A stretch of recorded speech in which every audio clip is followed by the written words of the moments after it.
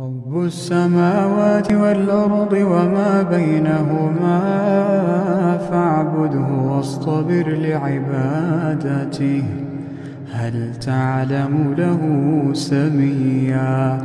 ويقول الإنسان أإذا ما مت لسوف أخرج حيا. أولا يذكر الإنسان أنا خلقناه من قبل ولم يك شيئا. فوربك لنحشرنهم والشياطين ثم لنحضرنهم حول جهنم جثيا.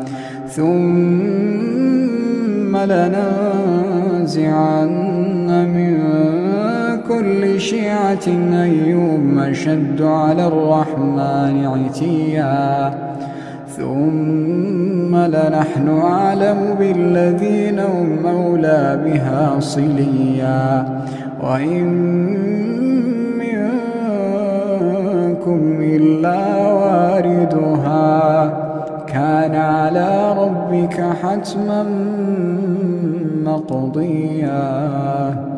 ثم ننجي الذين اتقوا ونذر الظالمين فيها جثيا.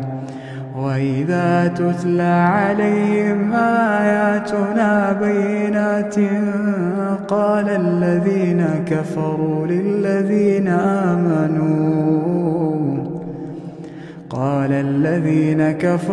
للذين آمنوا أي الفريقين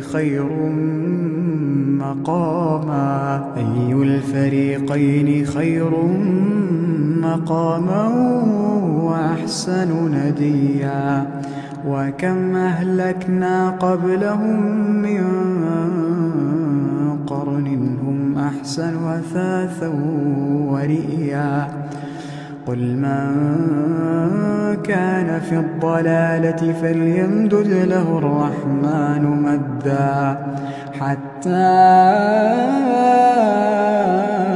إذا رأوا ما يوعدون إما العذاب وإما الساعة فسيعلمون من هو شر مكانا وأضعف جندا. ويزيد الله الذين اهتدوا هدى والباقيات الصالحات خير عند